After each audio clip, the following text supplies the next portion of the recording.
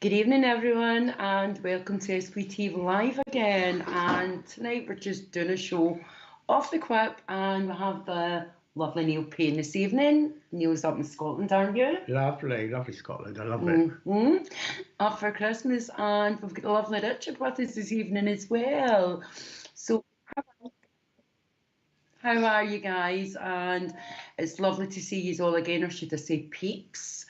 Now, what we're going to do is we're just going to have a good chat tonight, chat about anything you want, spiritualism, maybe do some readings if you peeps are up for some readings tonight. And we'll do mediumship and we'll work with the oracle cards again and see where we go. Okay, what do you think, Neil? Good idea. And questions as well, if anyone's got any questions. Okay, so if anyone's got any questions, feel free to post them up. And let's see who's on tonight. Okay, hi everybody. I'm here. I'm back. Right, okay. How's it feel that I'm actually here with you live, Clara, when usually I'm behind the scenes? Obviously they can't see me, but Neil, if you could do me a favour, when I start talking, if you can just move your lips, people might think that it's actually me talking through you. Yeah, let's do a bit of, is that dubbing or syncing? Dubbing, yeah. There we go. Kelly saying she loves the hats. Yeah, we're rocking it. We put the Christmas tree up today, didn't we? Yeah. With my little boy, and Tracy's here, another friend, Medium. We're rocking around the tree. Hi there, Jan, all the way from Slovakia. Lovely. And I love your tree too. And look at the snow. You did have snow last week, but you haven't got it in Scotland this week. It melted, didn't it? I know. Melted. Hi, Lillian. How are you? And I hope you've got your Santa hats.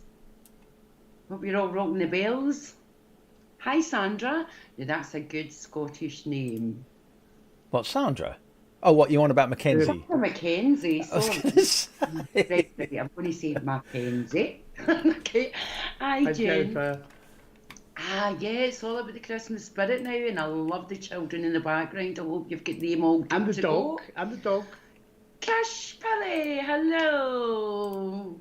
Lovely to see you again. And what a nice surprise. What a nice surprise. Surprise. The idea, as you know, I've just been doing the live show, testing the cards to get the feedback and what people want. And these two here were just hanging around in the chat room, flirting with all the viewers. So it was like, well, don't flirt. And then he said about coming on, and we thought, let's just do it. Let's just do it. Spare in a moment, see what happens, and here we are. So, good evening for everybody. So, yeah. So it's better than flirting. We're here. Yeah. But the thing is, are you drinking alcohol? It is after 9 o'clock now, so you're fine. Right. Well, that's we're by that hour. By that. What's that they call that on TV? But you know, it doesn't actually matter anymore after the watershed. It's sort of because of the internet. No one thinks, well, whatever. I suspect some certain companies abide by those regulations. We've not been drinking alcohol. No, we haven't. That was Tuesday night, wasn't it? That was Tuesday night. Well, we had a party. Did you get drunk? A little bit. Was that the best mediumship you ever did? Yes. Yes, we're totally free. No inhibitions. No nerves, no restrictions. Hi, Shani. I think that's what people should start doing when they have a beginner's circle, because everybody's so nervous. Right, let's just get a bit tipsy. Let's see how well we go. Absolutely. You know. Do you know what? I think we even took over the room. I think we did. And I think we actually got the numbers up. We've actually seen. It was more like, you guys, you ever seen Stacey's so hangover, she said.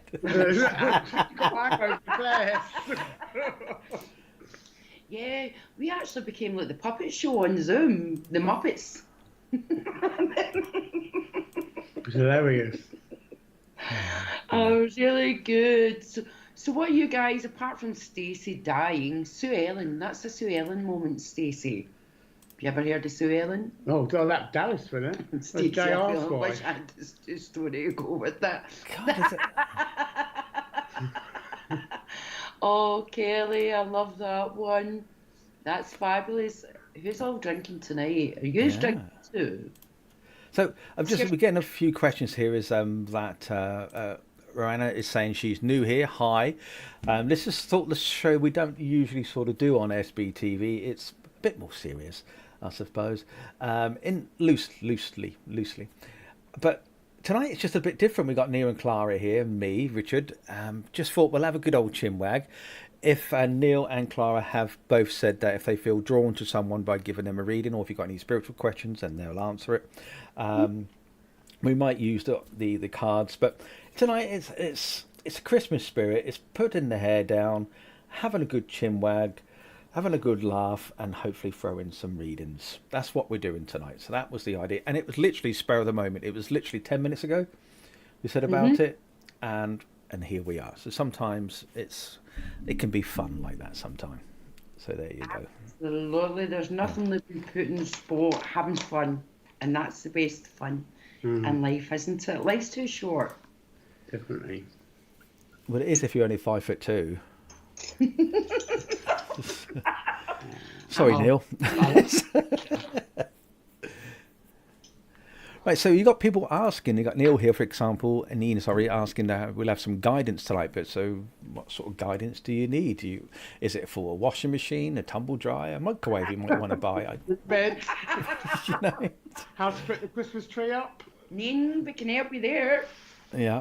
I won't say, when you say if you put a Christmas tree up, there was a joke there, and I am not going to say it. I don't care if it's after 9 p.m, but I'm not going to say it.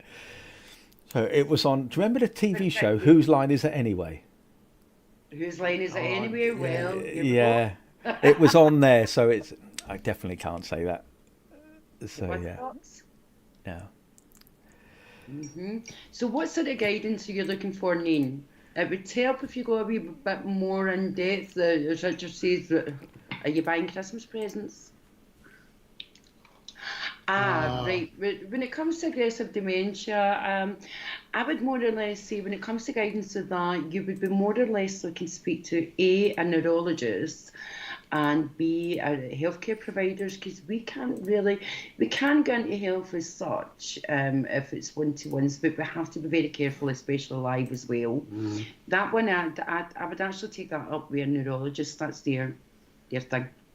If it's coming to caring for mum, I would just say make as, excuse the pun, no pun intended, make as many memories as you can. Okay, do what you can with your mum when she's still active, because I take it she's getting to stage she's falling, and I'm actually feeling we're getting into vascular dementia, and that's very, very aggressive and very, very rapid. So what I want to show, right, okay.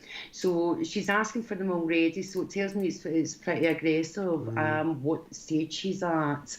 If you can just validate for me what kind of dementia she's at, and then that would help. But I do see her falling quite a bit. I do see her hand shaking quite a bit. I do see her losing her grasp, so that's her motor neurons are starting to all go as well.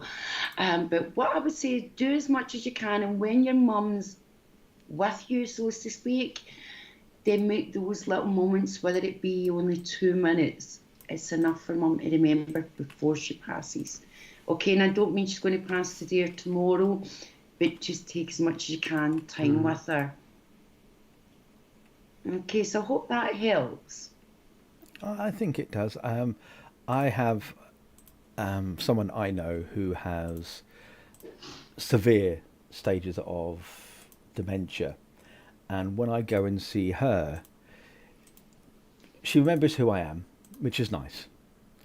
But the thing is with that, I go in, and whoever she wants me to be at that point, I am. Because as she says, if it's one of my brothers and she calls me by brother's name, then I go with it. Because it's making her happy at that point. And we tell different stories. She'll ask me the same questions time and time again. You know, how's the children? How's the love life? How's the job? And the typical questions. And so you tell her. And then, are you still living in the same place? And then I'd say, no, I've moved into a 4-bedroom mansion now. We've got a swimming pool and I've kicked the dog across the swimming pool, sort of thing. And then she'll ask me the same question about 5 times. And every story is different. And when I spoke to the nurses that are there, because obviously I'm trying to make her laugh with the silly stories and so forth. And she actually says it's really nice because people come in, they just repeat themselves back to their mother or their father or their family friend or whatever. But the problem is they're not going to remember. So if you can make them laugh at that point, that's the sort of things that's going to make you happy, because when you leave that venue where they are, you're feeling low because there's really nothing you can do. No. So therefore, enjoy the experience, have that time of laughter, because that's the things you want to remember. And it's that smile, it's that laughter. And just as Richard says, Neen, just looking at that, like your mum, that she doesn't know who you are and things. Do you know, as Richard's friend had it, and it was about the experience, the laughter, and just seeing that smile. My father had it along with Parkinson's. I got to the stage my dad didn't know who I was. He actually called me the agitator. Every time I seen him, I'd say, who am I? He'd say, you're the agitator. So I got to the stage, I thought, goodness, he's not got a clue. My dad never smoked a cigarette in his life. I told him he smoked. I told him he drank. He never drank alcohol. He actually started buying cigarettes, telling people to buy him cigarettes, and I would take his cigarettes. Because my mum would go nuts and say, I can't believe you're doing that to Dad. And I said, well, you have to make good use. But it was all about the humour. Sort of thing. And then to this day, we can still look back, the family, and laugh at these kind of things. So it's try and have those little bits of laughter where you can. Okay, so her mum passed when she was 5, so she's paying for her. Yeah, absolutely. But I do believe she's actually saw her mum. Sheila saw your grandmother at the moment, okay, right. So if you don't know a Marie, the Marie could be something to do with religion, but I'm actually picking it up as, I do see, and I know it's Christmas time, the sound of music. Okay, how do we solve a problem like Maria? So it tells me your mum was a bit of a rascal, but I would even say you're a bit of a rascal, bit of a wild child. So I feel that's where we're looking here. And I feel mum would have loved the songs, and she'd have loved even like the songs that we sung in, like the orchestras, the chapels, these kind of things, like these big ecclesiastical buildings. Sorry, the Christmas hat has just got my wording all over the place tonight. I can't blame anything but me. Okay, so that's where that will come in with your mum. And your mum's actually seen who's on the other side. Ah, right, okay. And I would actually say your mum's probably had a friend called Marie, because I want to actually give all the way back down. And Marie would be a sign for diabetes somewhere. So I know we've got the diabetic link coming in as well there. And I'm actually going to put diabetic 2, because I do not see insulin here. There you go. So Marie's a nun. How do you solve a problem like Maria? So that's your mum's, even your mum's got that bit of symbolism, and that's her letting you know she's quite happy. Okay, and I know this is awful for you, Neen, but your mum's quite happy then, and this is her symbolism. So if you go even sing to her, how do you solve a problem like Maria? I'm sure you'll manage to get that little twinkle in her eye coming across. The song, okay, and I'm sure that will then brighten up your heart. Okay, and I'll also get into the song, and I do keep hearing the song now of when this track, Edelweiss. And I know that would be a big thing. I know the name John, which is very popular, but I know there's a John over there as well.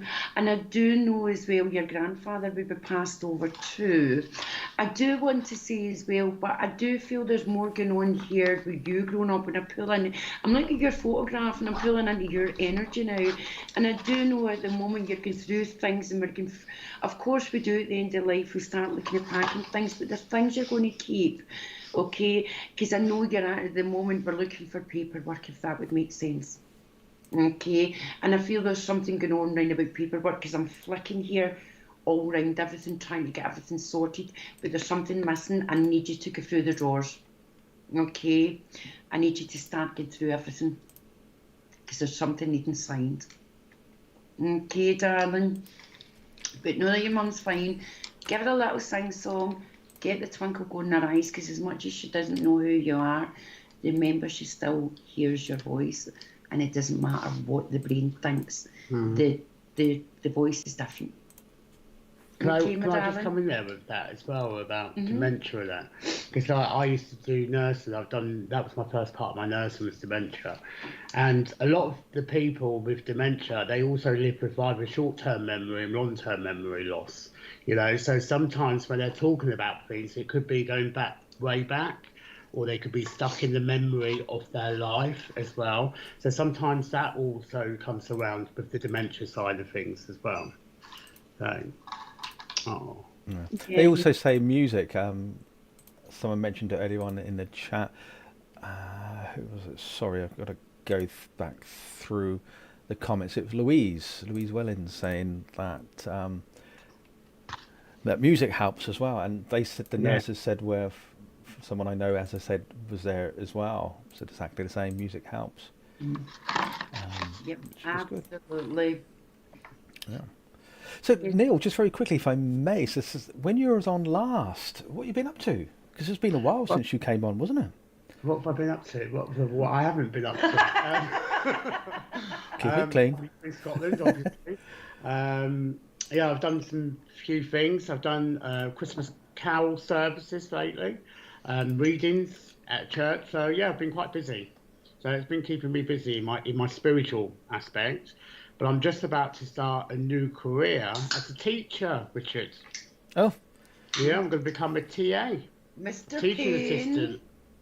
Dealing with people in the education learning sector. Okay. I wish you all the very best of that. I don't see or understand why anybody would be a teacher. Well, that means... wait a minute, I was a teacher and a lecturer. Ignore that.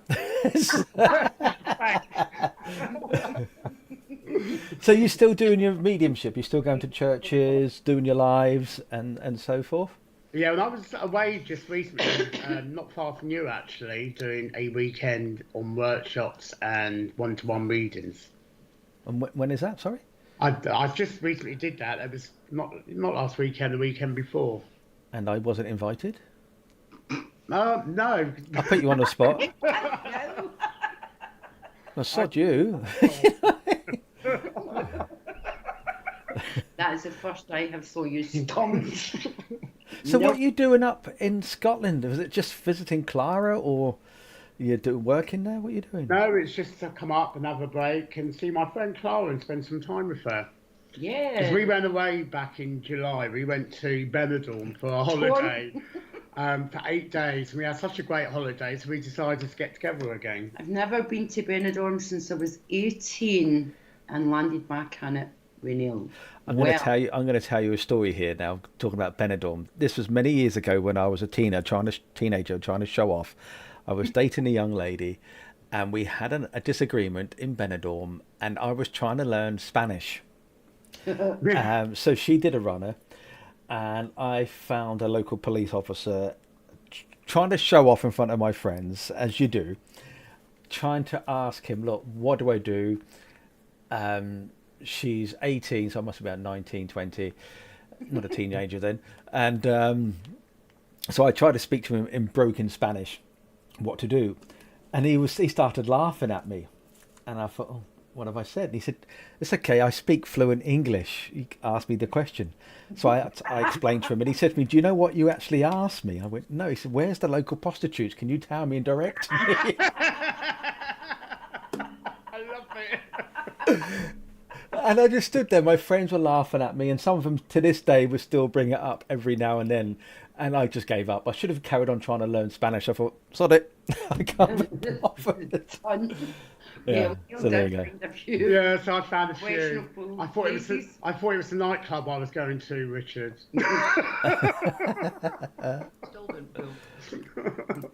And he's still. Lou is saying that she's been to Benidorm as well. So there you go. Oh, Lou, what a place.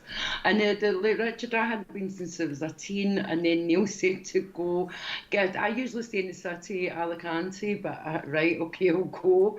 Never lasted much in all my life. What a place. We did have a good time, didn't we? We did have a good time. And Neil was obviously looking for a husband, but still, But still, any husbands out there for Neil?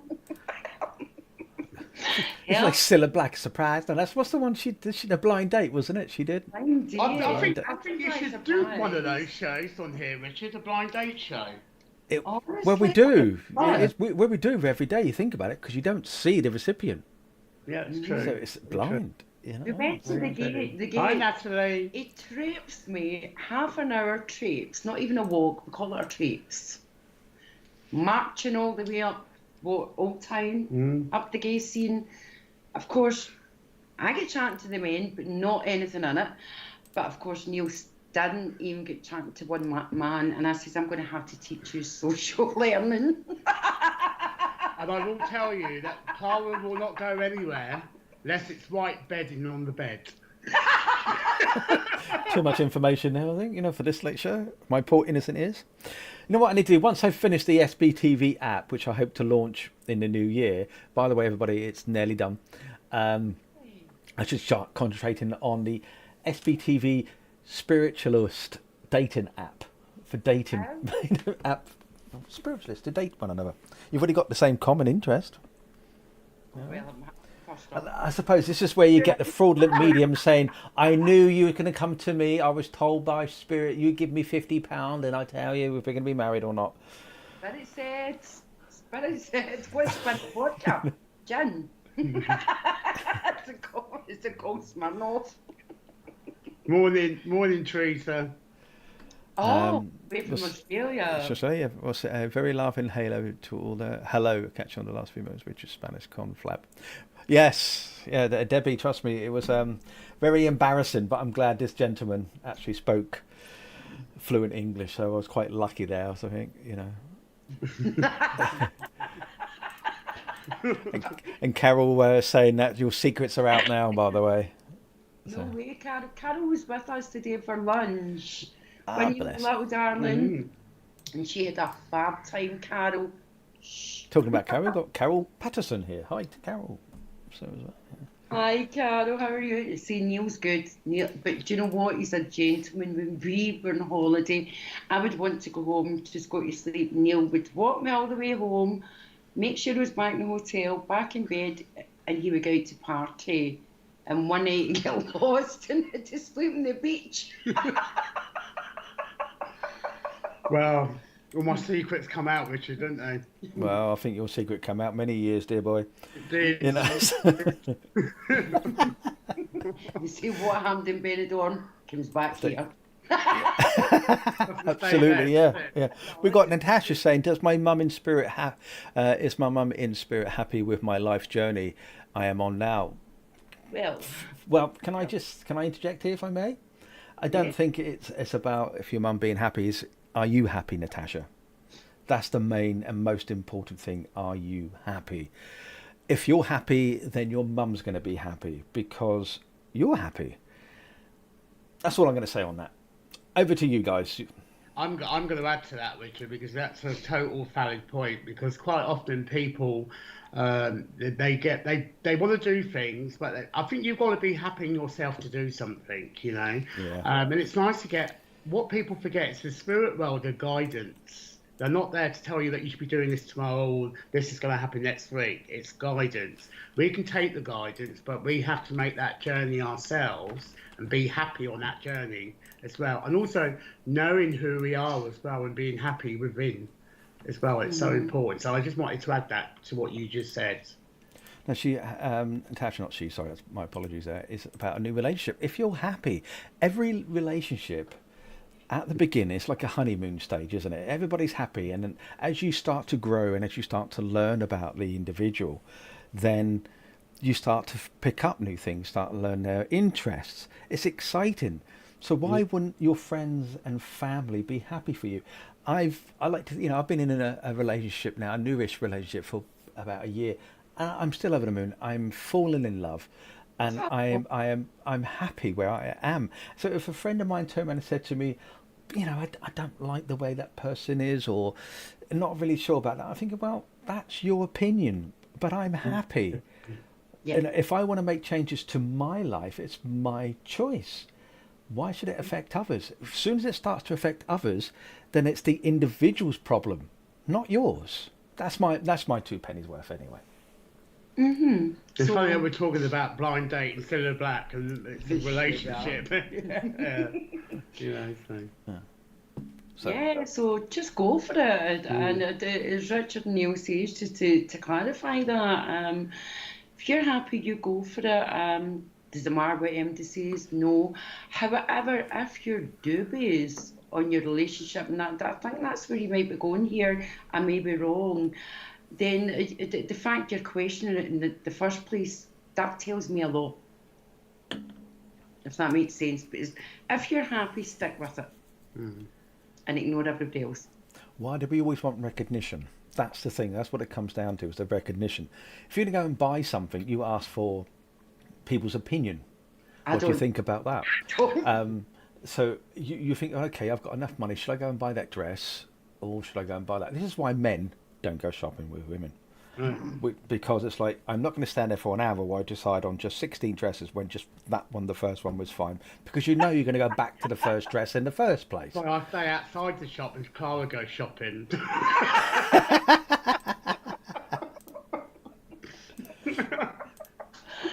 And there you go. Yes, he treats me wonderful, and I'm sure she would have liked him. And so you've answered your own question. Yeah. And it's just going on from what Richard says about how we all look for that bit of recognition. Remember, that stems from childhood when we start socialising as toddlers. Well, as soon as we're born, you're socialising. Remember, when a baby starts to crawl, it's yay, clap, clap, clap. When a baby walks, it's clap, clap, clap. When a baby talks. And that gets through all the way through school until you suddenly get into maybe uni or into the working world, and it stops. And that, to me personally, now, I may be wrong. Well, I'm not wrong in what I think in my heart, but I may be wrong in someone else's eyes. That's what I think causes a lot of issues with people and insecurities in this world, between peers out there, but also the nature and nurture debate is the recognition stops as soon as we learn to be on our 2 feet in the working world and things. And yeah, you get the odd rewards, the recognition, appraisals, but nobody else rewards you. So you've had that all your childhood, and then suddenly, boom, it stops. So be who you are and be happy with who you are. Okay, so 22, and that's really young to lose your mum. I'm so sorry about that's really young. But if you look at how far you've come from losing your mum to where you are today, and you're forced to find happiness. Yeah, there's hope for me. There's big hope for you, Neil. Big hope for me, then. Yeah. So, yeah, Natasha, follow your heart. If you're in love, like I am, go for it. Just keep going. Don't worry what people think. There's hurdles, but the thing is, at the end of the day, it's your happiness that's the most important thing. And that's what I'm going to say on that. Yeah. And as Carol just quickly mentioned, sorry to interject there, is that we all like to be reassured. Absolutely. Yeah, definitely. All we need to do then, if that's the case, is just ask the person, get them to reassure you. A simple gesture is walking down the street and them holding your hand. A simple gesture of just looking at. I got caught the other day. I was looking at my partner, and she caught me looking at her, and I think, well, why not? You know, I still fancy you, so why can't I look at you? It's those tiny things that can make the huge difference in a relationship. But that's just me. I'm an old romantic, really, but don't tell anyone. And it's that little confidence booster, because Terry, she's stunning, but that's a confidence booster when your other half, your partner, your man or whatever, woman or whatever, when they give you that little look. Absolutely. I'll share a funny story, Richard. When we was in Benidorm, Clara had gone to the toilet in one of the places where we were at, and we met all these people there, and they said, "Where's your wife?" I went, "Pardon?" No, "Where's your wife?" I went, "She's not my wife, and she's in the toilet." Hi, Joe. Hi, Joe. We had Neil translating at one point as well, didn't we? Remember that? Yeah.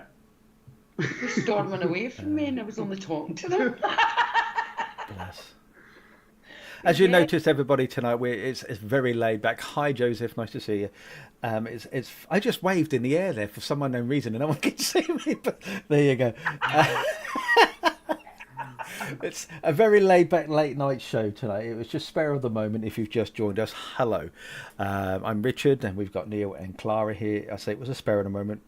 If Neil and Clara feel drawn to you, then obviously they will give you a reading if they choose to.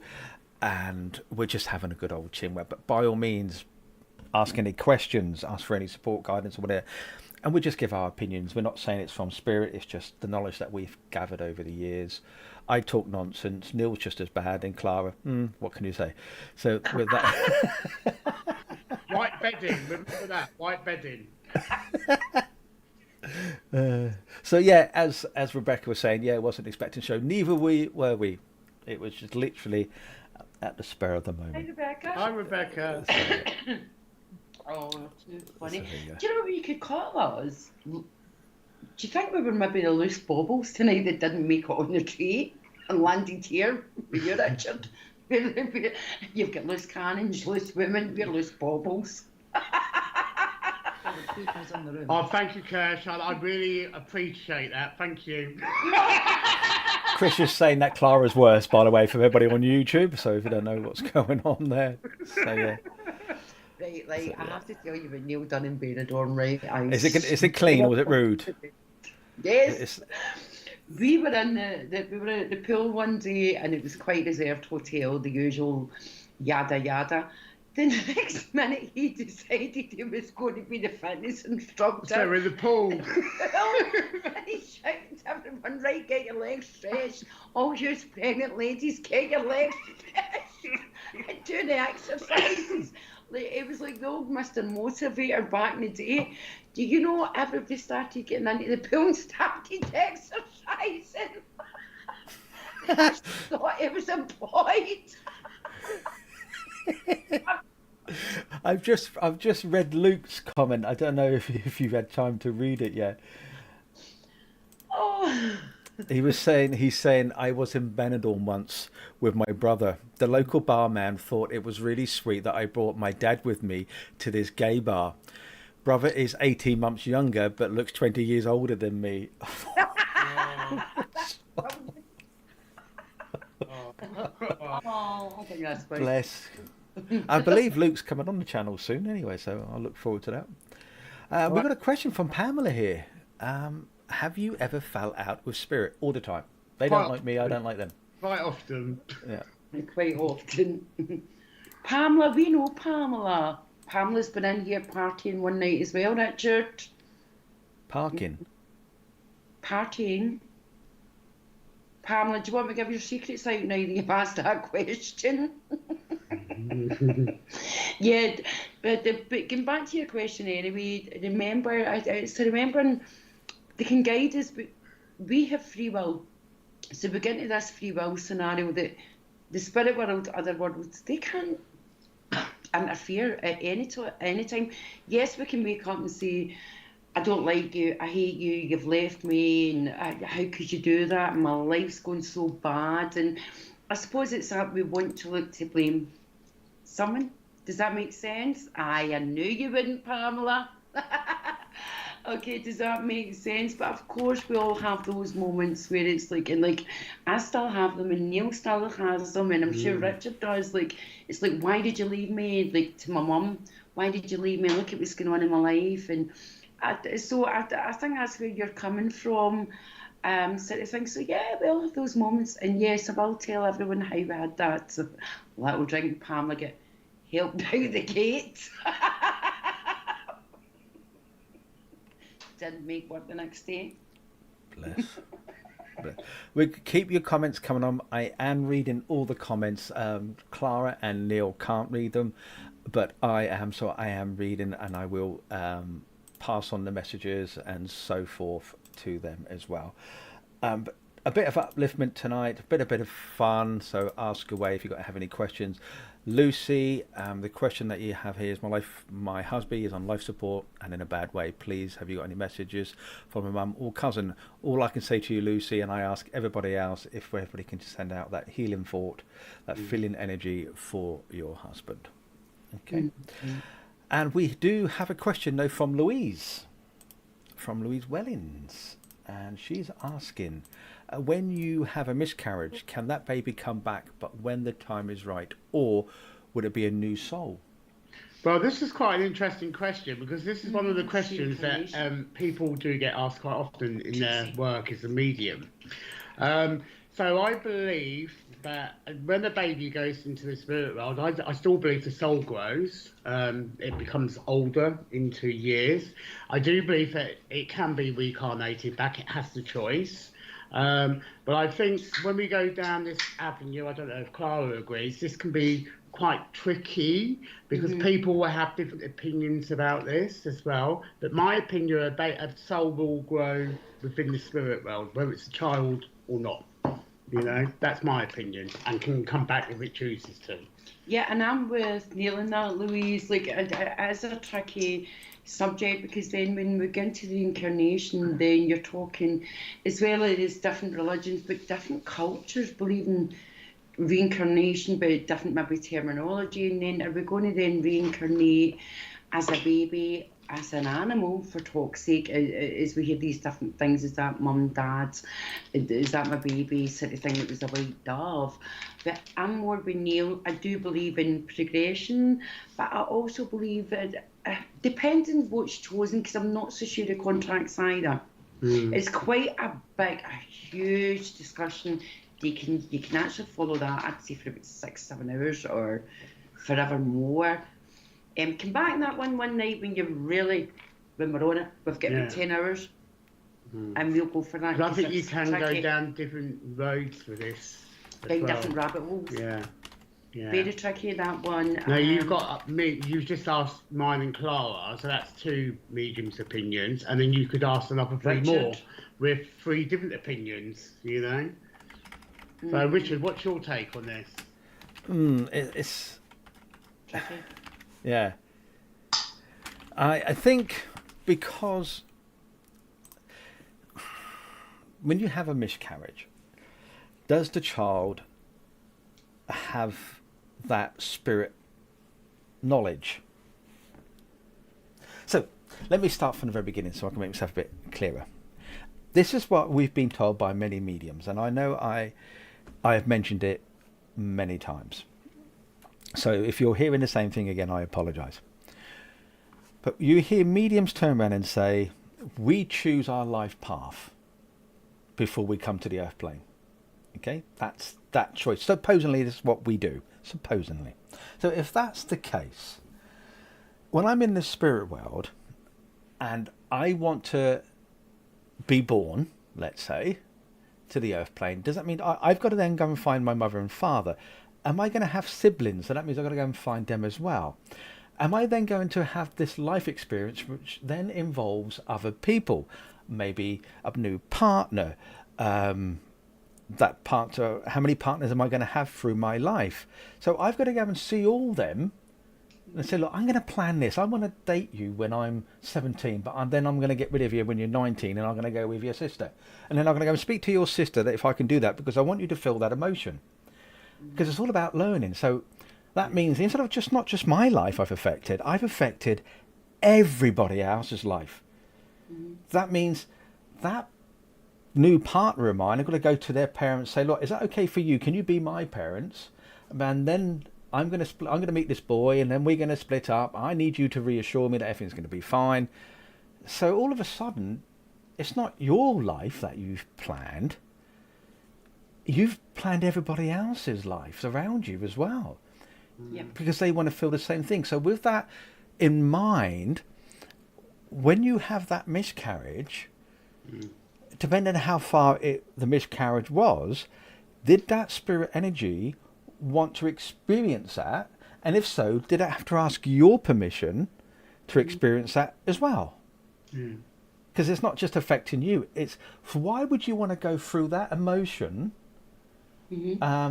of someone who's passed? Why would you want to live through that? I'm going to be very personal now. I don't talk about personal life. I have. And it's the most horrible feeling you will ever have in your life. And you never want to feel it. So why would I choose to go through that again? So for me, I don't honestly believe, in my honest opinion, all what these so-called mediums say all this, I just can't comprehend it. I can't believe it. I think we have certain things we want to experience and learn, but we don't have all of it. Because if that's the case, then why do we have guides? If we already know what we're planning. Exactly, and coming on what you say, Richard, I'm totally with you on it as well. I believe people are conditioned to believe that we pick this life, and as you say, you're affecting so many others, but then that would then determine we're taking away free will. So where would their free will in life be? Yeah. Is it beta lie? So it's like coming off the back of that. Neil, what do you think? I do. And also, we can go into different areas of people that pass by someone else's hands, their hands for someone else. Is that planned then? And why would that family suffer? Why would the other family suffer? And then, it can turn really nasty as well. So I totally agree with what we just. So, as for all I can say to Louise is that is what you believe it to be. I know that some people pass, and this has been written down. We've heard thousands of stories. It's been documented that people will come through and say, "Oh, did you know I had a sibling?" And you think, well, "How did you know that?" Well, I was talking to her in the spirit world or speaking to her in heaven. So there is that documentation. So, Louise, what I would say to you, if you feel that that baby comes back and it was the right time for you, is it a new soul? Well, if they've already had a miscarriage and they've come back, then it's not a new soul, is it? They've continued to eat, to grow, to evolve. So maybe they've had the miscarriage. Maybe it was a new soul. They've had the miscarriage. They've had that experience, and now they're going to come back again as another entity, another child, and they grow again, and then they may only live until they're 4 or 5 and pass away. So they've experienced that, and then they come back again, and it's all about learning and growing. You could look at it that way, I suppose. Well, Richard, if we come back, I'm going to come back as a seagull in the next life. So what, you can poop on me or something? Yes. Poo on people that pooed on me.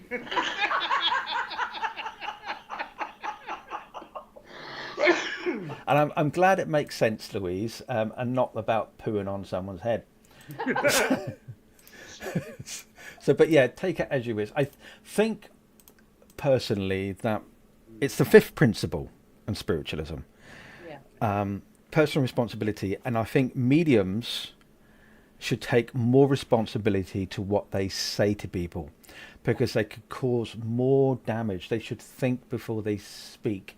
If they're doing mediumship, then think, I'm regarding private. When it's open like this is a bit different, because I am aware they are careful, because I'm in their ear saying you can't say that, or I cut them off, sort of thing.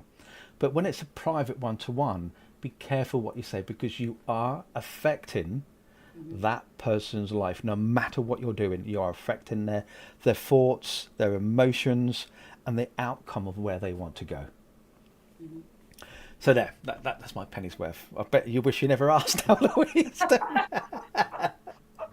But as do you know what? So Millie bees. Get us in hot soapy water, absolutely, because it's something a few is kicked back on, and they say we don't believe in this contract scenario, and it seems to be a mantra that somebody's repeated, somebody else has repeated, and here we are. Everyone's saying it, and it's wrong. Well, not wrong, but in my personal opinion, it's wrong. I see Millie agrees with me. I see Millie. Oh, Millie, there we go. And we've got Christine Davies saying, can you say hello to Clara? So there you go, Clara. She's saying hi to you. Oh, hello, Chris. Oh, Christine, you're the first person that ever made me laugh in VIP. You made me so comfortable. Oh. And talking about VIP, we have a show Sunday night with... Jay, I think it's Jay, Arlene and Adele. Don't quote me on the names because my memory is terrible. But it's a VIP special at 7 o'clock. I'm looking forward to it. And then 8 o'clock, we have Maria and Lee on. And tomorrow night, we have the lovely Marcus and the wonderful Deb Clark with us for a Jewel of Mediumship. So that tomorrow night is going to be, I'm looking forward to that. It's going to be brilliant. Right, let's get on with some more questions, shall we? Maybe a reason? Yeah, we do that, Yeah. You know what? Yeah. Let's do a reading. Can I get a book then? Go and give us a good book. God, how old is All the that? time, there was two people that went to Benidorm. Benidorm. Oh, you can make some stories up. You can not make them up, but you can get some right stories here. Anyway, so Bonnie's asked a question: how can you find out who your guide is? See, again, this is again, I'm going to say this is pretty tricky, because no, I personally don't believe everyone has a guide. Okay. Ooh, controversial topic here. So, That's a controversial topic here. yeah, very contra. Because I believe at one point I saw who I have, but do I think I have someone guiding me about every day? Absolutely not. Did I see this? And funny enough, I was in my 20s when I just seen this person appear in my mind, yada, yada, yada, without getting into it all. But the finding out who your spirit guide is, well, they say we've got someone from the day we're born again, and I'll say flippantly mediums. But do you really want to find this person, go hunting for someone that's supposed to be there from the minute you're born? Then why would you have to hunt them? It doesn't make any logical sense. As well, I don't know where I'm going with it, because it really You've lost me already. Sorry. Right. I'm like. So we see again. This is where people like mediums disagree with each other in a nice way. Because I believe we do have our guides, and I believe it's down to us to find out and sit within the energy of the power, as they But call what it. is the power? You need to explain what the power is. Well, sitting in the quietness. Right. Whether it's in your lounge, listening to a bit of music, or even watching the telly and dozing off. But it's so the viewers know what the power is. Because Yeah. when you hear this sitting the power, people will say, what is it? I've got the power.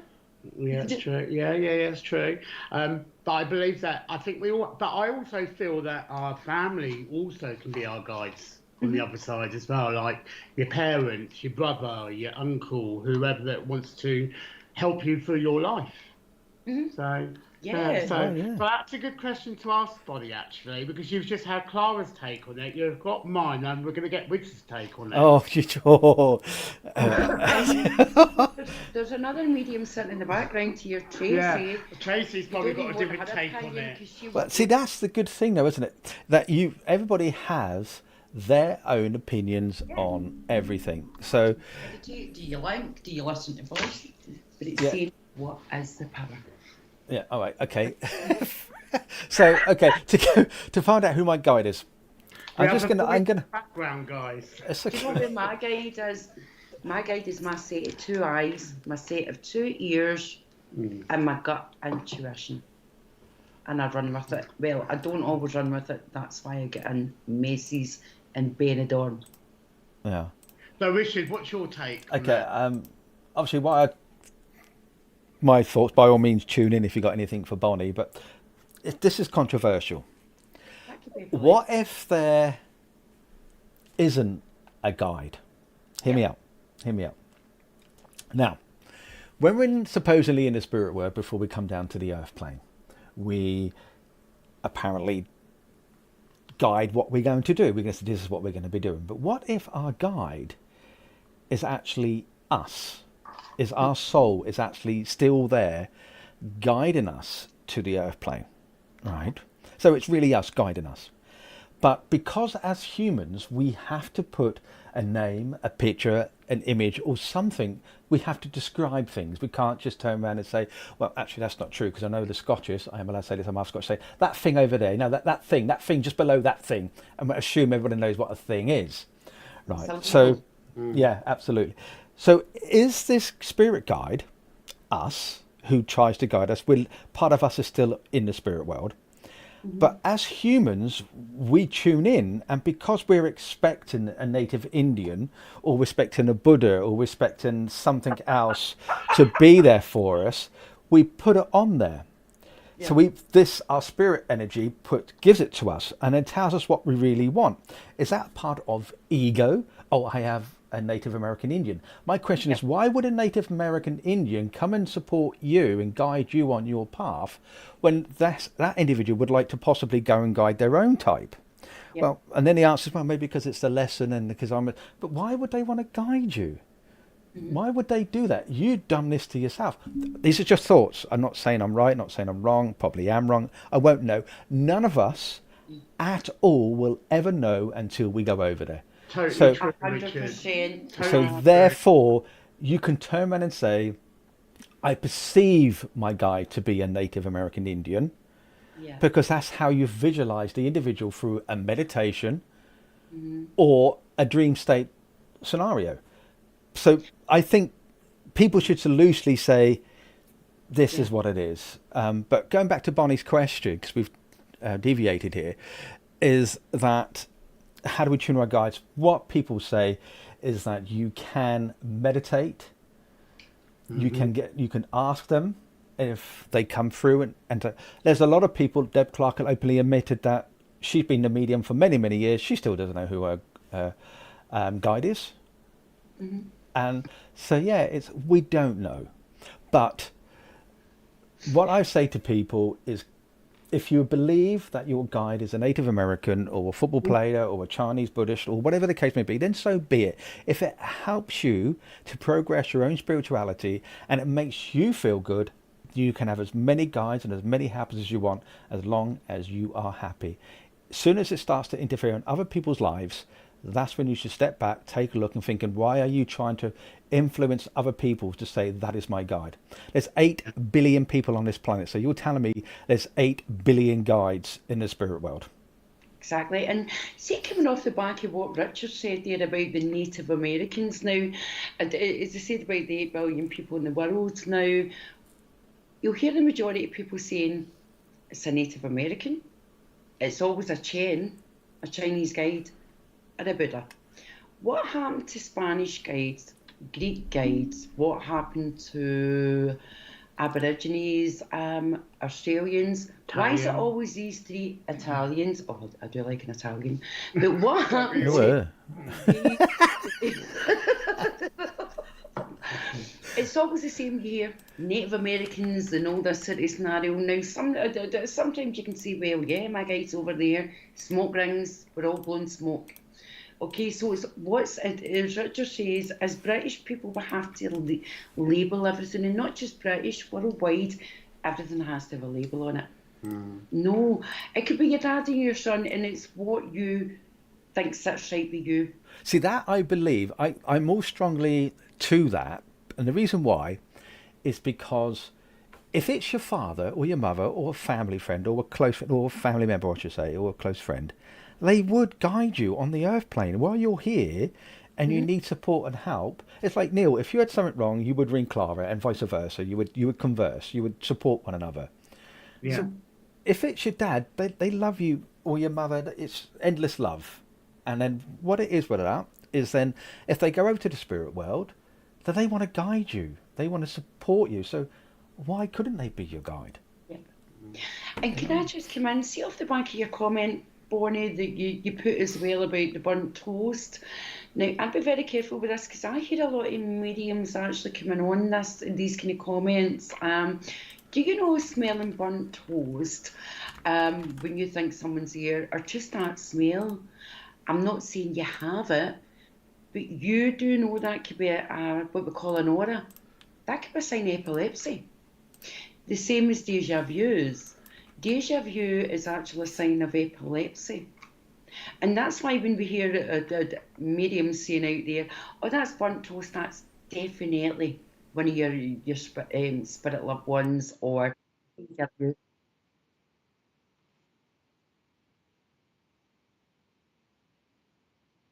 Okay. Right, okay. So just be careful with the smelling, because you would have to go round about everything and dig deep in a mediumship point of view and say, right, okay, am I smelling toast, am I smelling tobacco, am I smelling flowers? Is it just one particular smell?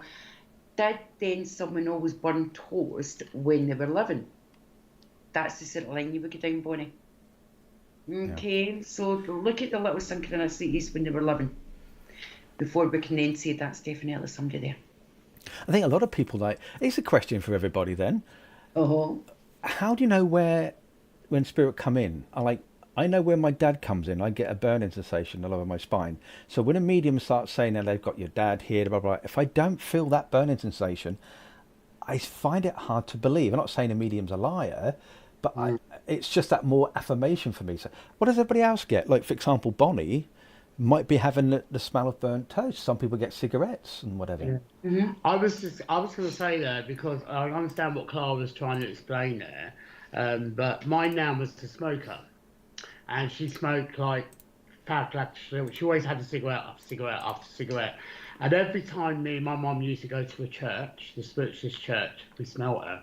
She would always come in with the cigarettes. So that's how I know my nan's around me. I still get it today, even though I'm a smoker myself, but I know the brand that my nan smokes. And I get that brand of cigarettes. And I always know when she's around me, my nan. And quite often, she is my guide in my work as a medium. Yeah. Anyway, Luke is saying that he has an Italian guide. Oh no way!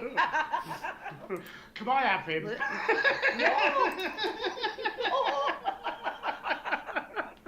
I was with a French guide once. I visited Paris, and they was guiding me around. Does that? Look,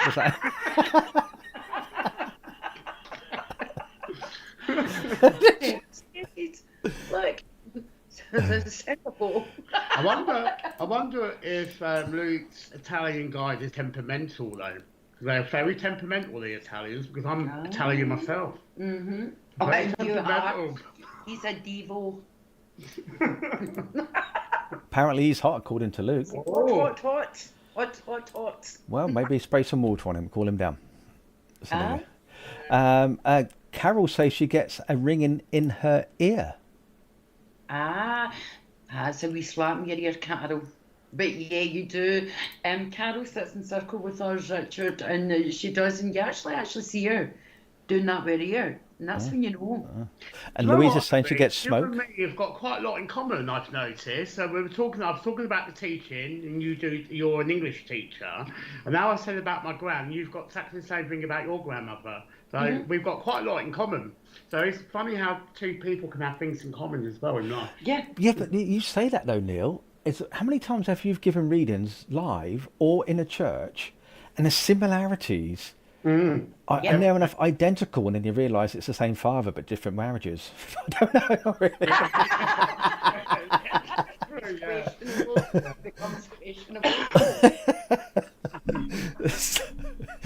I'm just messing, but it is strange though, isn't it, that you can get that. And when I read the comments, and it can be into the thousands sometimes, and I'm reading every comment and listening to the stories and the conversations. Now, I could be one fantastic medium, really, or fake medium, reading I can't remember a damn thing, but with all these comments that we get, and when I see the similarities when the medium gives the information, it must be so hard and frustrating for mediums like yourself to keep giving the information. It's like, oh, come on, Spirit, can't you just give me your name, your date of birth, and what your last phone number was, just to separate this? Why don't they do that? I want the bank account. Well, you've got to be careful, because the government are going to be tapping into your bank account soon if you want any type of benefits. I don't know if you've heard that at the moment. It's going through. So be warned, everybody. Yeah. Oh, too funny. Right. Well, we do a reading then. They were talking about it. Lavender. Oh. Jan says lavender when she's meditating, as well during your meditation. Mine's usually my granddad's aftershave, and it's horrible. And it's Clara Gustin's. I hate it. Hate it. The lovely Steve Welling saying that he feels the cold. Hi, Steve. Hi, Steve. He's lovely. Oh, that's a good question. I like that one. Carol was saying, have you ever got it wrong? Yeah, quite often. Yeah, a lot. But the good thing is, when you get the no's, Usually that's down to us as a medium. We've maybe misinterpreted the information, we've maybe misheard the information, sort of thing, or we've just been with the wrong person.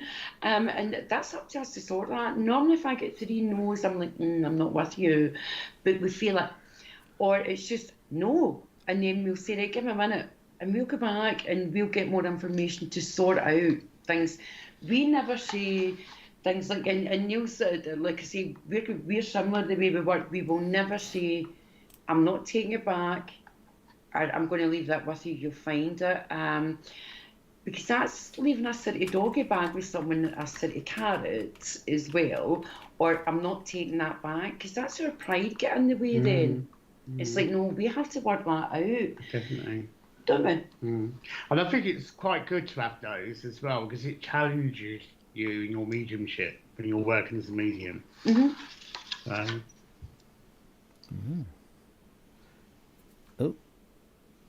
One of our Tracy, our friends, was right, you can get no all the way through a reading because it's not who the person wants. We know within a minute though, we know, you know within a minute when you're reading for someone, if you're not linking with them. So as a medium, when we get that, we'll just say we're not linking with you, but we're not the medium for you. So how do you feel this? So I've noticed it many times when you're doing live readings and you've got multiple people accepting it, and we have a few on SBTV that would take a lot of readings because they know a lot of people, or they're message grabbers, or whatever the case may be. It's none of our business. So when the comments come through and you're reading the comments and they're very similar, how... It's that type of feeling, it's that gut instinct, you know? So it's like that, boom, your diaphragm. Boom. Take that. A buckaroo moment for Neil. But, I used to love playing that when I was a I kid. also think as well, Richard, you can talk about not just like online, but also on a one-to-one situation. People come with one intention sometimes. They've got this idea that they're going to come and get their mum or their dad, you know? And when they come with that sort of intention, that's all of a sudden, but the intention's not right. And then the reading goes pear-shaped because they've not opened their mind to what the spirit can bring in. Does that make sense? Yeah, but that's then as a medium, then we know within that minute, and I would say with a minute, and we'll say, right, okay, we don't have who you want, we can't always get who you want, however, for experimental purpose, we can say, right, who you're looking for. Sometimes they'll come through there and then, but as a medium, we need to take ownership of that. If someone, we just know, we feel that part, you can see that part, nah. We eventually say to them, look, we're not mind readers. Yeah, but then that putting I had a reader the other week ring me. She's obviously lost her mum and she wanted to come to have a reading with her mum. And I had to explain to her, well, I need to let you know how it works. I can't call upon them. They call upon the mediums, really, the loved ones. You can make that appointment, but I can't guarantee I'm going to bring her mum through. It may be her grandmother or an auntie or her best friend or the next door neighbour even that she looked after. And in accepting that one person, then the mum might come through, you know. But to come with the intentions, I'm going to hear from my mum, and then if it doesn't happen, what actually happens to the sitter? They go back disappointed because they didn't get what they wanted. See, I don't have that. I actually stop it within a minute. Because I know then they're not getting who they want, and like Neil says, through experience, I've had that, and then eventually, stop the reading within a minute and say, right, okay, this isn't who you want. You just know with their actions, what they're saying to you, and say, right, okay, I can't guarantee who you want, but who you're looking for. And I've done that. But you will have people. You will get them come through. You will have people that don't do that. I stopped the reading within a minute. There are. I've heard Richard talk about things about people being scammed and stuff like that, and you do get that. You do get scammers, but it's like any business, though, isn't it? It's not just mediumship, psychics. You get plumbers, electricians, garage engineers. We know better. We should know better morally. that if we know something's not sitting right with that sitter, we stop that within a minute and don't even take their money.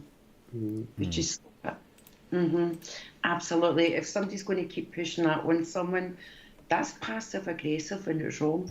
It comes under a Consumer Act now, isn't it? Mediumship readings. So basically, if you're not happy, you don't pay. It's simple as that. Same as you might buy a product, you're not happy with it, you send it back. You get your money back. It's a lot of mediums, in my view, should be sued for that. But there you go. That's just my opinion. And even halfway through readings, like I was reading last night, and like halfway through, and I'll say to them, remember as well, if you want me to go to the psychic, I'll go to the psychic, explain what it is, and I'll say, remember, we're not mind readers, but halfway through the readings as well, I'll say to them, right, are you happy how the reading's going? Is there anything you want to know? So you're always given that opportunity as well, because it's not about us. Yeah. It's about that person. So it's given the opportunity for them to say yes or no. And that's it, isn't it? It's that goes back to that responsibility again. But also, my advice to people who are booking readers is do your research on them. Make sure that you've read reviews. Be careful, because some of them could be false. There's another scam out there that, for example, you may go along to a very well-known medium site and they have, for example, 300,000 followers. But when you actually check when they do certain posts, they're only getting 200 or 300 people acknowledging that post.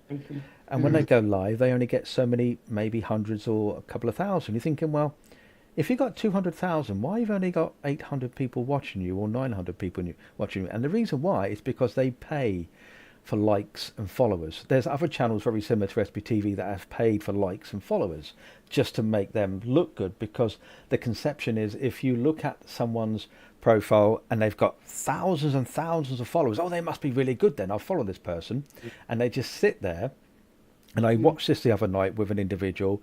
He was just talking, oh, you got to do the stars, I'll give you a reading, and he didn't for nearly an hour. And people were paying him money left, right and centre, paying for his stars. Then people saying, oh, I paid for a private reading with you never got back to me. And he just blanked them completely, ignored them, because he was a big scammer. That's all he does. And when he does get a reading, and when he does give a reading, I watched it and he said, can I come to someone called Margaret, please? He was there saying, I've got your mum in spirit here. She's telling me you've had a lot of issues in your life. That's very generic. Everybody can take that. Yep. And she's telling me that she's got like grey curly hair, glasses, looks like the 1970s glasses. So she must have been past in her 80s. Most people do, or around that time. It was so vague. It was so open that anybody could describe it. But people were paying him money constantly because they thought he was amazing. And I just thought, what are you doing? This man is a scammer. And when you search for this individual on Facebook, there are so many Facebook pages warning people, do not follow him. But they do. They still do. And on SB, and that's one of the reasons why I set up SBTV, is because it's 100% free. We will never ever ask you for any money on this channel. We ask for donations to help pay for our servers and whatever, but that is it. Yeah. But as for readings, 100% free. The readers on this channel, including yourself, Clara, do it voluntary to help people. Yeah. So if you are going to go pay for private reading, either use the SBTV directory, speak to friends, get recommendations. Don't just think, oh, this guy is good. He charges £25, £50, £100, whatever the case may be, and he never gets contact with you. Never, ever, in my opinion, pay up front. Go for a one-to-one or a telephone call or Zoom or whatever, and if you're happy, you pay. If the medium wants to pay, say, look, I pay half now or half up front. If the medium is genuine, they say, it's up to you. I am here to help. Yep. And that's my opinion. A lot of people would disagree with me. That's their choice. And I'm not going to argue with that, but that's my honest opinion. I'm totally with you in that. I won't take anything up front I don't agree with. But again, that's yours. That's my personal choice. As well, like there's a little saying out there, and it's a cliche. It's better to have quality rather than quantity likes. And quantity. The reason being is, as Richard says, all those numbers don't mean nothing. They mean nada. And it's like going to Asda, Sainsbury's, everything's extra special, Tesco's best. Who said? So I can tell you how they do that. They get groups to come in, and what they do with that, they have like 50 people in a group, and they sit around and they get their opinion. For example, mince pies. For example, I'll do like a nice bit of mince pie, right? And so they sit around a few people, and they, out of that, let's say 50 people, just one person needs to say, "That's the best mince pie I've ever had." So they can legally turn around and say, "Best mince pie," because it's been quoted, and that's how they can do it. That's how they get away with it. It does work. As you know, it does work, and then it takes another one person to say it, and then before you know it becomes a truth, and it's called the illusory truth. I mean, a lot of people do come through reviews, though, to be quite honest, and recommendation of other people that have had readings from the medium. So yeah, I mean, if I was to have a reading, I would always look at the website of the person and their reviews on that website. Yeah, Look at something where you can also flip the coin, because then there's so many nasty people out there. But Terry's just made a good point here, Clara, is that she goes, I understand why some mediums and psychics take a deposit when it's their only income. Absolutely, a great idea. Otherwise, if people don't turn up, they lose their money. Brilliant. And that does happen. I take a deposit because I get burned years ago, Terry, and that's a fantastic point. I used to book in maybe 3-4 people. They were cancelling that day. Oh, I forgot, I have a party and whatever, and it was like, what, the full 4? And like I say, having a little one being in my own, it got too much, and when everything went wrong in my life, my mum passed over, I ended up with nothing, and I swore I would never do it again. And yet I take a deposit, but I will never take a full payment, for the simple reason, I could have 20 readings booked in.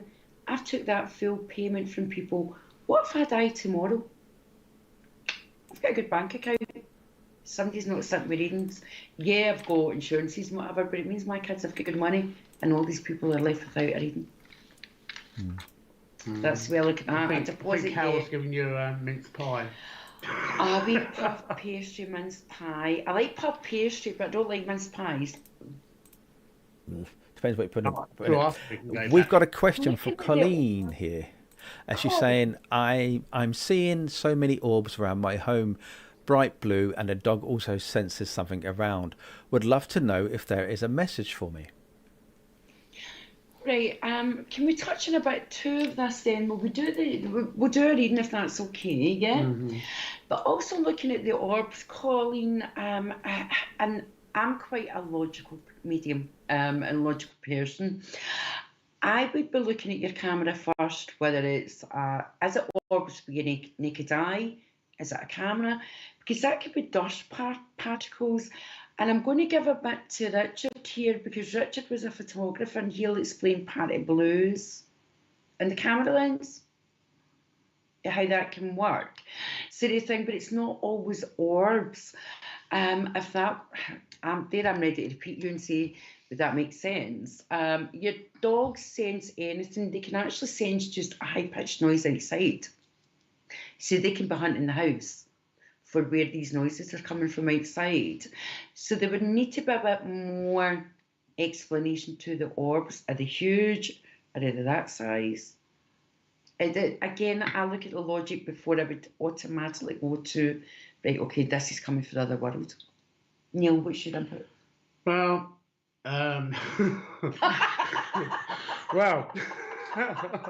this is what I love about us two. Now, I personally think pets are very sensitive.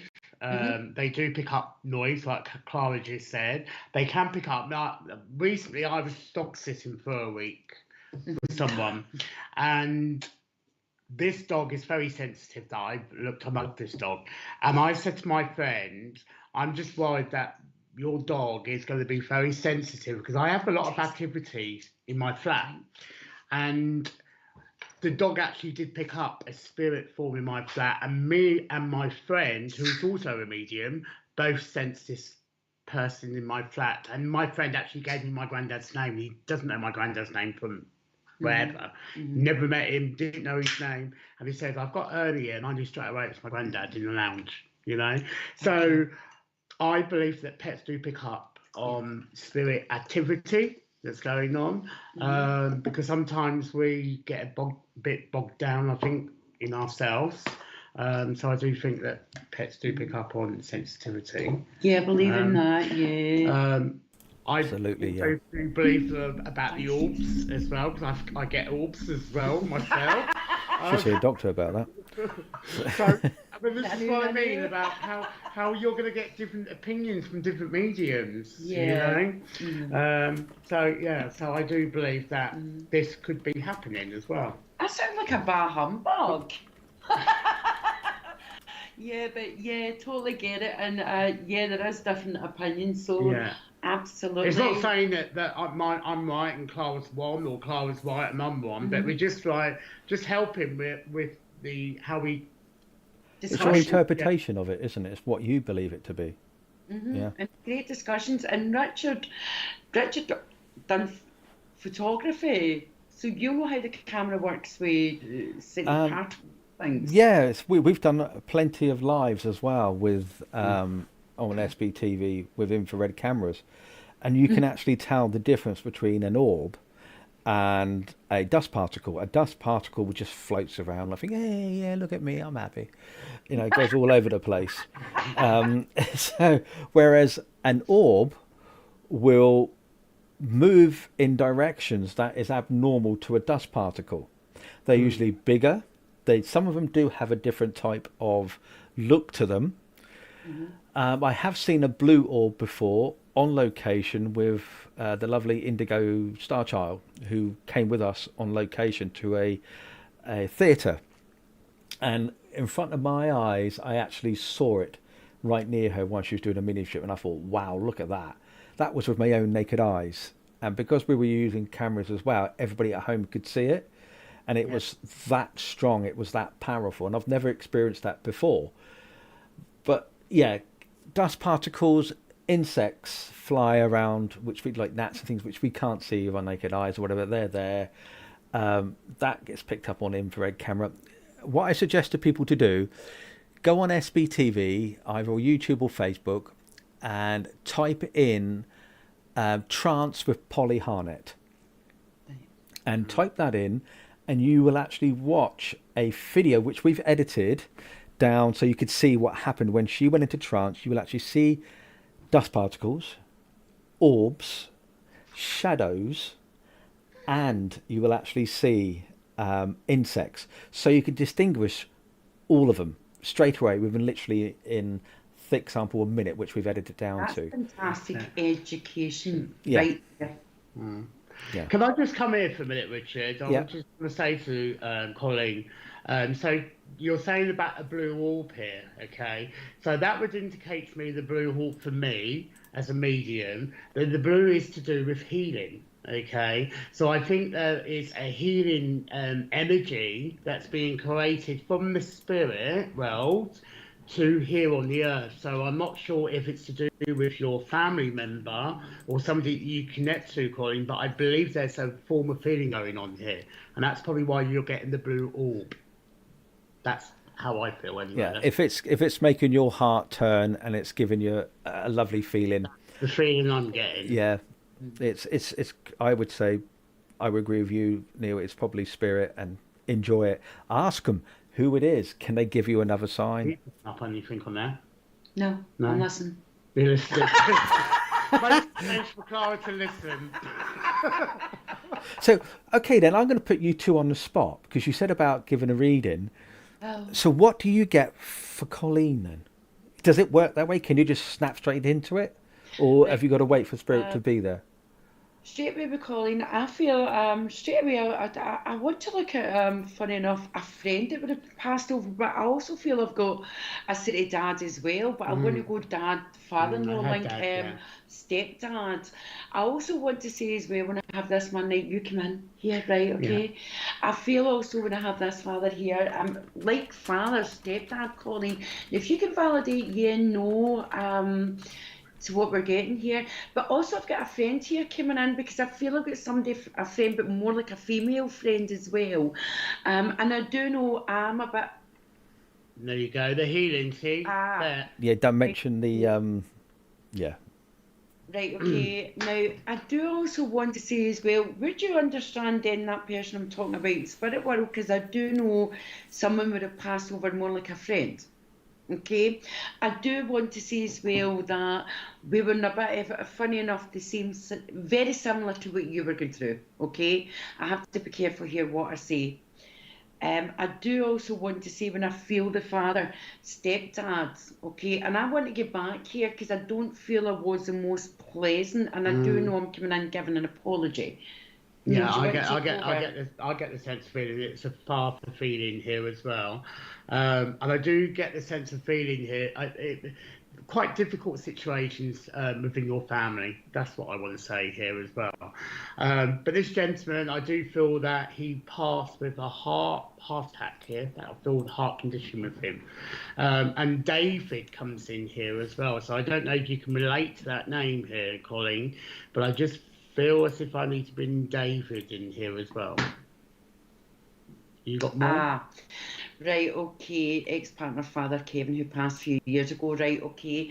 And would you also understand when Neil says the David link as well? I want to go in March with that, okay, because I come back to the month of March for David, okay. But I've just said okay about 3 times there. I do want to say... Inside joke, everybody. I do want to say, funny enough, when I've just picked myself up in that, he'd have given the thumbs up now and again. I know he would have winked as well. I do know also as well the name Alison, because when I see David, I see the Star of David, which would link to the name Alison, but Alison would be living now. I know this is a bit all over the place here, but I also feel as well he was a bit the same, but his life was busy. Okay, I do have the head been very busy here. I do know I worked with my hands at one point, but I feel I had a finger in every pie. Now, if you can validate just yes, no, for what part, yes, no, he didn't have a finger in every pie, he did have a finger in every pie.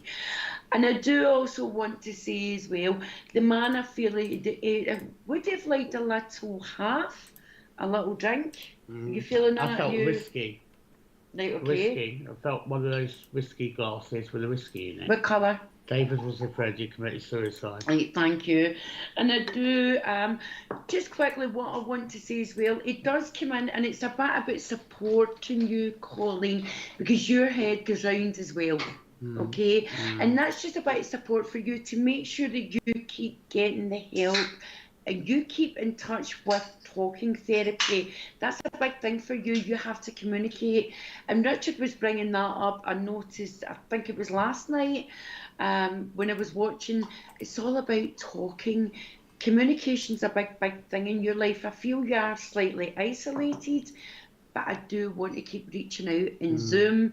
I want to reach out with technology, but also those services online where you can talk therapy with, you know, talk therapy, group therapy, these kind of things. I want you to keep going down that line, okay? So you know that David is round about you, you know that Kevin's there, but you know you've got the support from the other world. Yeah, definitely.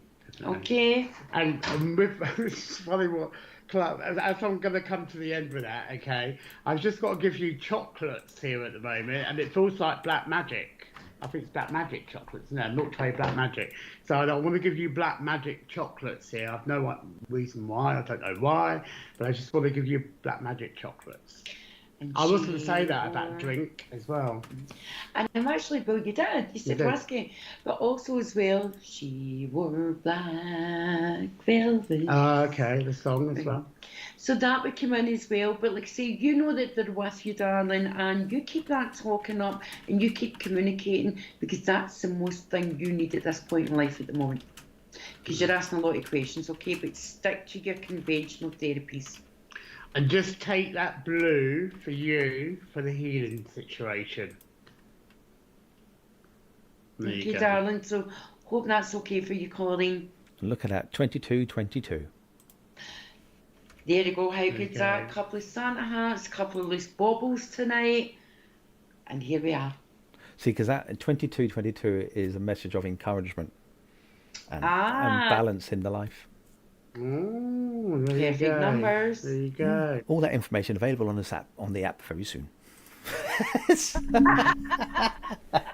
Oh, I do love you, Richard. Got to plug it. It's what I've worked hard on this app, you know. It looks worked I'm hard on looking it. forward to having it and the cards, hopefully. Yeah, let's quickly plug those cards again. I know I've done it tonight, but I'm going to plug it again. A selfish plug if I can. If people are not aware, not sure, the newbies, then I have created for SBTV and our viewers exclusively for us a pack of 78 beautiful angel cards, and they come in. You've got the major arcana, then you have the elements card, then you have the major angels. But what I've introduced into this is something called the life pack, and the life pack is where you have everything that goes on your health, be it from finances to health, to marriage, to love, everything else you need, from hope, babies, and what it's all there. What real life oracle cards, in my view, should be. And I've created a crowdfunder because they're very expensive to actually get produced. So I've asked everybody to get on board to pay their £25 up front, so I can have a good holiday. I mean, so I can actually get these cards produced. So I can get these cards produced. Very place to go.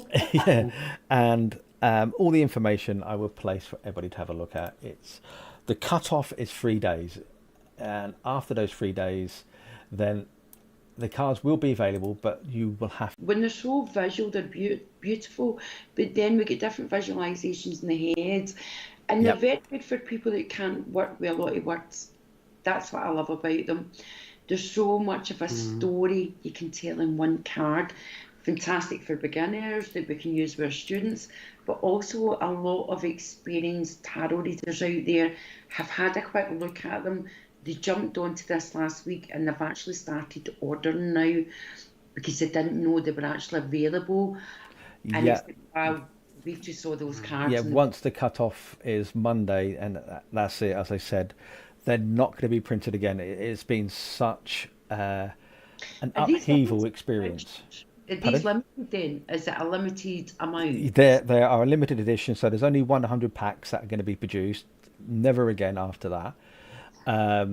So therefore, when you get this pack, it's been designed by me. The descriptions are by me. Leslie. And the thing is, they're just completely unique. You will not see this type of cards again, everywhere. Right. I'm just going to come in and that. See for all you that are but of collectors and things like that. If these are only 100 now, I've just seen pound signs in my eyes, right? Let's face it. If they're limited edition, then I'm thinking in years to come, my little boy gets them. That's where they become money. And that sounds maybe to some people awful, but absolutely not, because my little boy will use them. And I know growing up then that nobody will ever get them again. We actually, I worked on them earlier on this evening, and the feedback that we got was every card that was produced, it resonated with the viewer. Yeah, who was receiving it. That with me, and I don't normally read the words, but back on with me. And But- that's looking at you. Yeah, and Richard, I think Clara's a little bit upset because I got the reading from it afterwards from you and she didn't get one. Good. But the thing is, another thing that's unique with this pack, For supper tonight.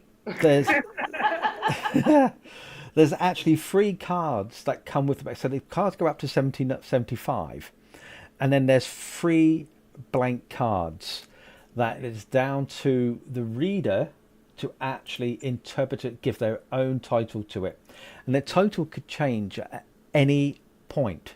So it's a blank card. You then choose what you want it to be. You can give it a name. It's whatever. I've never seen that done anywhere before. So as an example, I will show you, if I may, the blank card.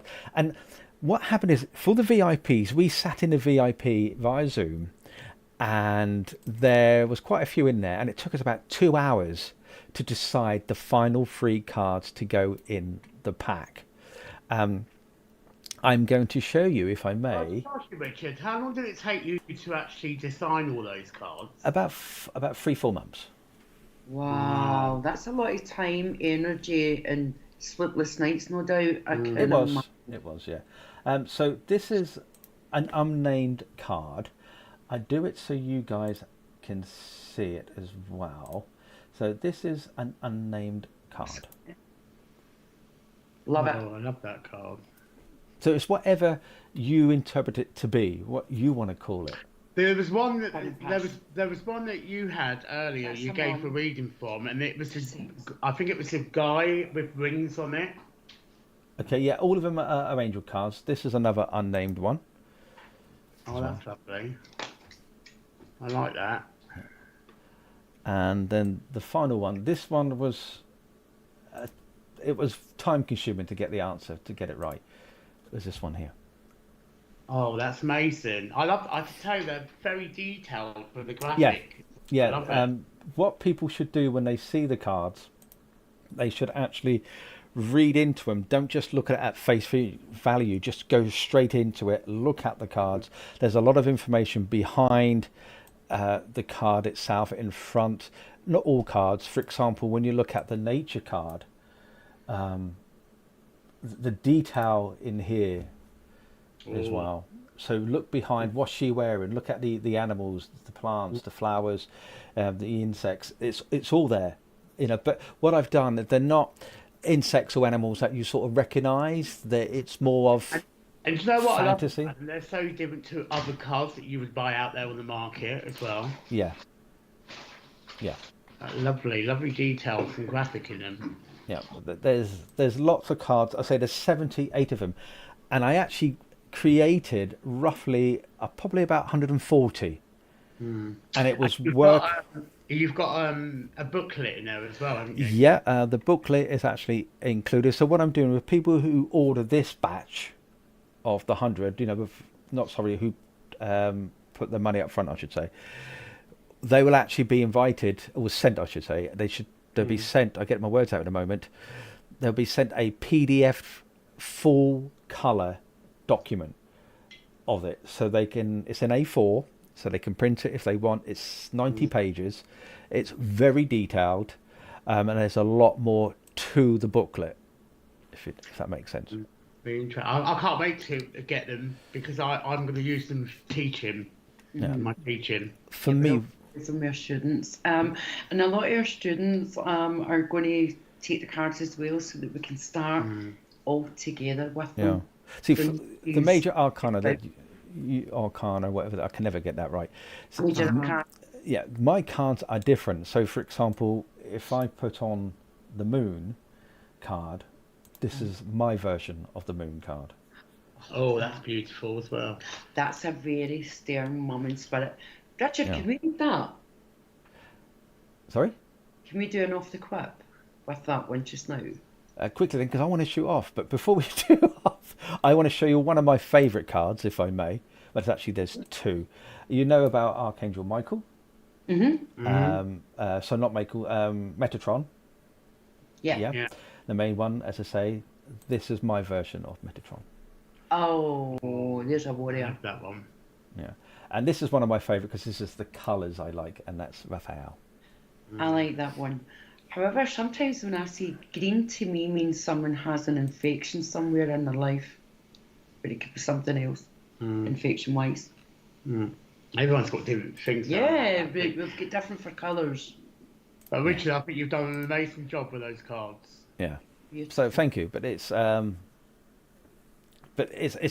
been hard to create them, and I hope that when people get them, that they will enjoy the cards. And all I can do is just ask people to purchase them. Once we've got the cut off, they go to print. It's going to take up to 8 days for them to print them. I will then receive a proof.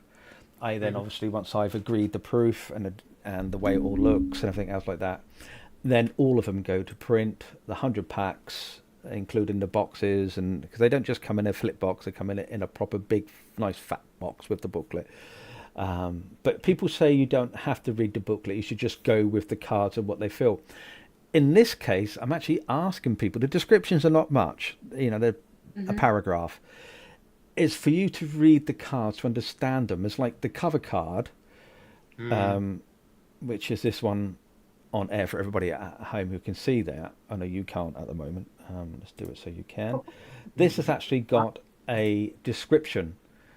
So a lot of packs don't even bother, but I've spent the time explaining about the card. Along with the free unnamed card, there's a description, not a reading, but a description of how I came across the image, what it meant to me, and you get that in all the cards. So it's personal. It's not just some graphic designer designing it for someone, and then the author then sits down and writes down what they want to say. This has actually been created by me, everything. So it's 100% me. Does that make sense? 100% authentic and a personal story as well. Yeah. Lovely. Yeah. And it's lovely that Leslie, you've ordered yours, and it's fantastic. Again, there's only 100 sets out there, so to nobody that's not got them. I don't mean that in a bad way, but the good thing is we've got them, and we can then share them with our students and with our families, and they're a great tool then to have throughout. And like I say, we will be passing them on to families as well, and that's what it's about. Yeah, it has been said, a few people who have seen the cards, and I believe you've mentioned it as well, Clara, is that it will help people who want to start getting into oracle reading, or those who want to do something. In the booklet you have a few traditional layouts of how it all works, plus a few of my own. So yeah, the booklet is actually quite intense. Intense is the wrong word, but it's in depth is the word I'm looking for. So yeah. Funny what we're just talking about there, the oracle cards. There's this thing out there that people are terrified of tarot because that stems from religion. So a lot of people more do go to oracle cards because they feel safer, so to speak. And that's what's beautiful about these. Oracle cards are very popular out there, and there's so much to tell a story in those cards. They do. Are gentler, they look gentler, and they look a kind of card with all the colours. Yeah, I showed a friend of mine the other day. I was talking to him about it, and I said about these cards, and he said, "How are you getting on with them?" And then I mentioned, well, they are a bit different, and they are unusual. And he said, well, what do you mean by unusual? I said, well, I've added a card called anxiety. And he went, you what? I said, yeah, I've added anxiety because a lot of people suffer from it. He said, well, I've never seen it in an oracle deck. I said, this is why it's different. And when you look at the anxiety card, I think it's a beautiful card, but it also represents the negativity that's going in your mind at the moment.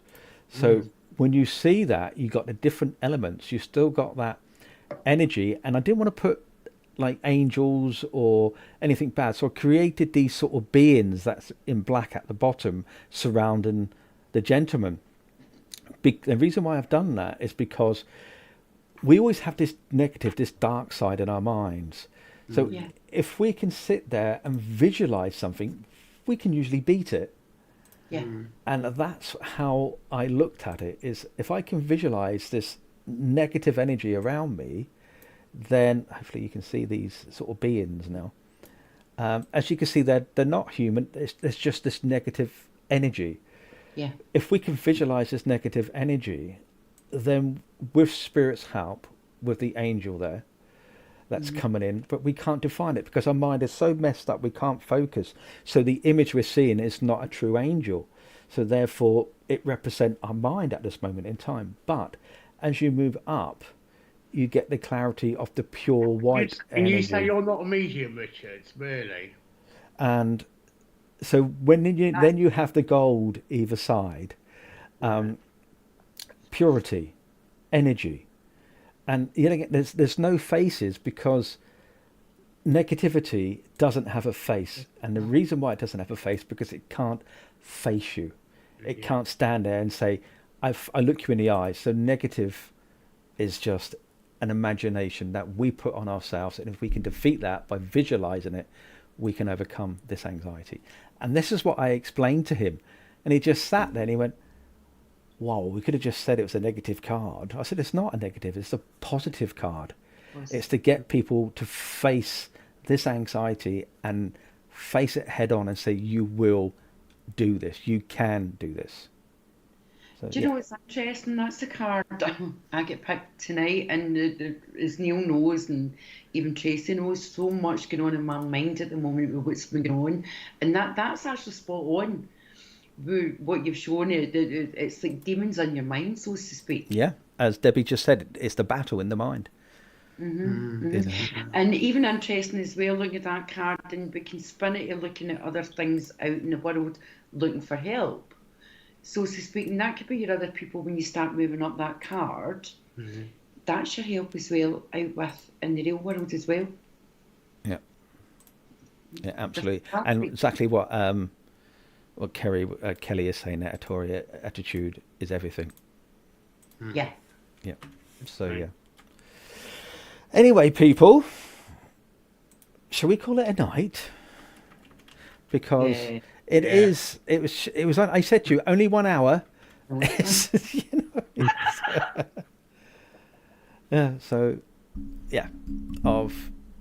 anyway, I'm going to say thank you for you two for jumping on. It's been an absolute pleasure, bit of fun, some giggles, some serious conversations, and I think it was nice to actually get it all out. Put the world to rights. Absolutely, and which reminds me, actually, so I like that. We do have a new show coming on in the new year with the lovely Tony. Oh, forgotten his surname. Begins with an S. Tony. Spindles. Thank you. He's coming on with a brand new debate show. Which will be a show for him to come on, and he'll have guests on, and we'll have no doubt we'll have conversations like this again. So yeah, so don't forget, tomorrow night we have Deb Clark and Marcus Lapser on at 8:00, which is going to be amazing. I'm looking forward to that. Sunday at 7:00 for the VIPs, we have a special evening for you. That's on Zoom. Yet again, if you're on Zoom, you don't have to turn your camera on. You can just turn your mic on so we can still hear you. But all the details is going to be in the SBTV lounge. If you are interested in becoming a VIP, it's only £1.50 a month, and you get lots of perks. And Sunday night as well at 7:00, we have the lovely Maria and Lee coming on for an evening of mediumship. So that's what's happening on SBTV. Keep it SBTV, as we say. Thank you, Clara, and thank you, Neil, for coming on. And I'm going to say good night. Thank you. Thank you. Night. And good night, everyone. Night, everyone.